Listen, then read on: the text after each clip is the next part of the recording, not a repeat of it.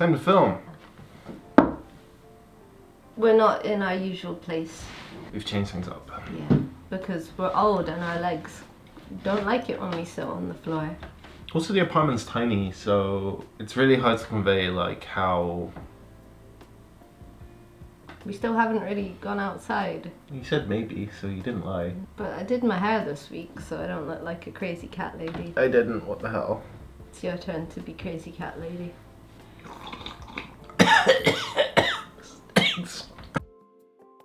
So, it was Valentine's Day. Yesterday. We are here today to talk to you about Valentine's Day in Japan. So we're going to talk about the history of Valentine's Day in Japan and what people do nowadays. You desperately want to show us, don't Yeah, I you? do. So, we were actually cruising around town for some shots to put in the video. We went in a kitchenware shop and they had a coaster and it says Pounding Day. And I'm assuming that's just a mistranslation of, like heart pounding. Nearest Japanese would be doki doki. Yeah, that's what it said on the back. It was like doki doki coaster.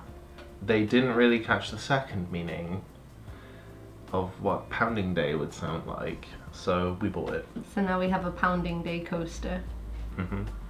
So in 1936, a company called Morozov Limited, founded by a Russian man, introduced the holiday to Japan for the first time, and it ran an advertisement aimed at foreigners. And then later in 1953, it began promoting the giving of heart-shaped chocolates. Other Japanese companies, confectionery companies, decided that this was actually a really good idea and jumped on the bandwagon. A boom in Valentine's Day promotions in the 60s then led to it becoming a calendar event in the Japanese year, forever cemented it in the minds of the Japanese people.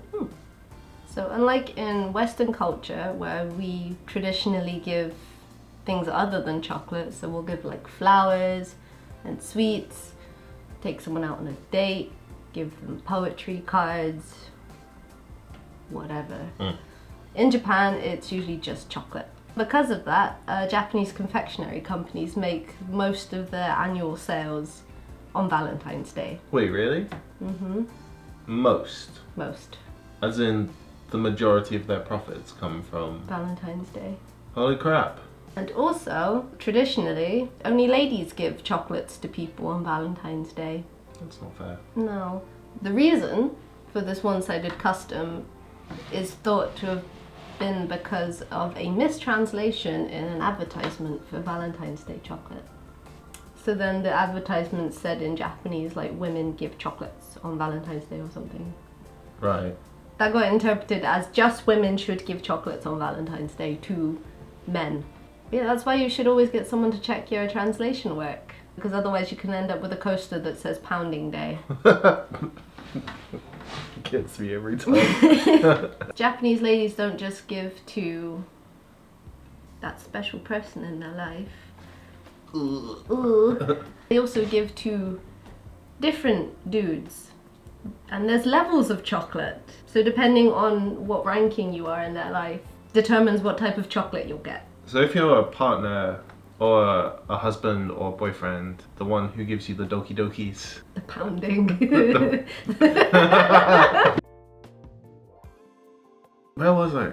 Oh yeah, so if you're the boyfriend or husband, you get homemade choco, which is the true or heartfelt chocolates. They usually come in big fancy wrappings. You'll know because they'll have spent a bomb on them. Like a big box of chocolates. What's the other type of? Oh yeah, handmade. You might get handmade chocolates. So what's the other type of chocolate that you can get? Giddy choco, which loosely translated means obligation chocolates. What's a common situation where you would receive giddy choco? Probably as a colleague. So she knows you, she spends a lot of time with you, she doesn't necessarily have feelings for you. She just feels like she has to give you chocolate. Because of the rampant advertising. Yes. Yeah. What kind of chocolate would the giddy chocolate be in comparison to the homemade choco? Probably like a small box, or like one or two very nice chocolates, so nothing extravagant. Right. So it might be like from a nice brand. So you might get a Lindt chocolate, but it will just be like one. Or they might bring in like a box to give one out to every person. What is the last type of chocolate that you could get on Valentine's Day? Chogiri choco, which means like very obligated chocolate. So if she feels stressed to give you chocolates, this is what you'll get. And it will just be cheap. Nowadays doesn't happen so much, because why would you give chocolate to someone you don't like? That one more type is called tomo choco, which means friend chocolate. And it's what girls give to each other as friends.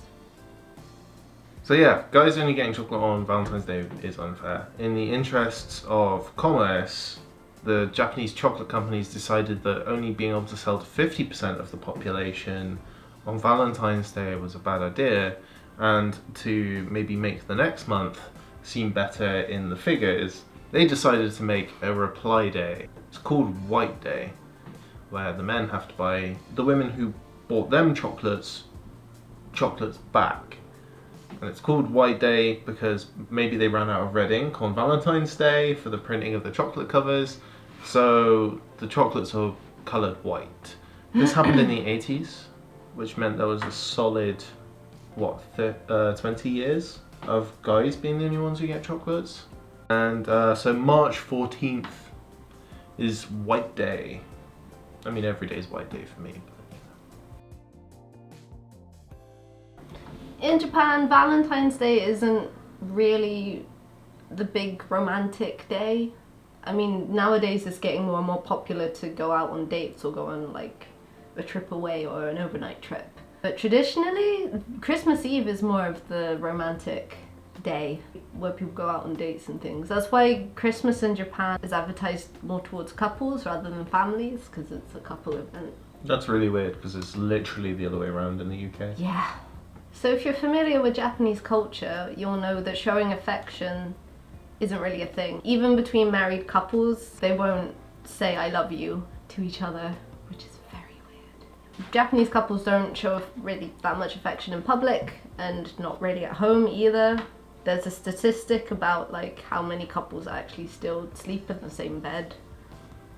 One weird romantic gesture that happens, I think, on Valentine's Day is lots of companies outside their buildings will make a big stage for their male employees to go out and stand on, and they will shout their love and their feelings towards their partner or their wife on stage. Usually the wives are invited to come and watch, but the men go up one by one and shout into a microphone. It's quite funny. There's loads of guys being like, I'm sorry I left my socks on the floor. I love you.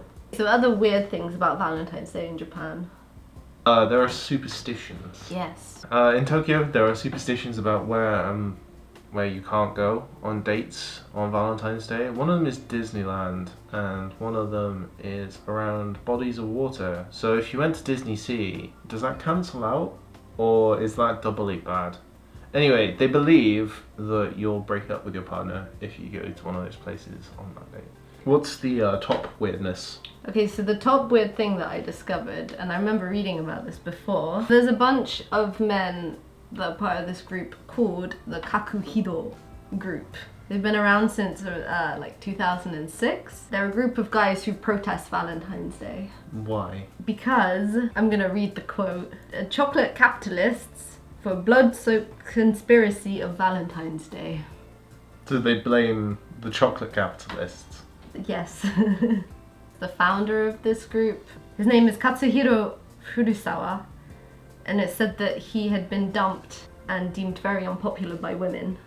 So this guy decided to found a group to protest Valentine's Day, and it's just a group of single guys who feel wronged. They can't find a girlfriend. So incels then? Basically, yeah, incels. Wow. Yeah. But they have been known to protest in popular parts of Tokyo like Shibuya to voice their incelness. And public displays of affection are called terrorism by them. Yes. So don't hold hands because you're a terrorist. You're a terrorist. Okay. Something on topic. Yes. How do you say I love you in Japanese? I guess the kind of common way is to say ski. Which is like, right? Yeah. It's like, I like you. 好きです.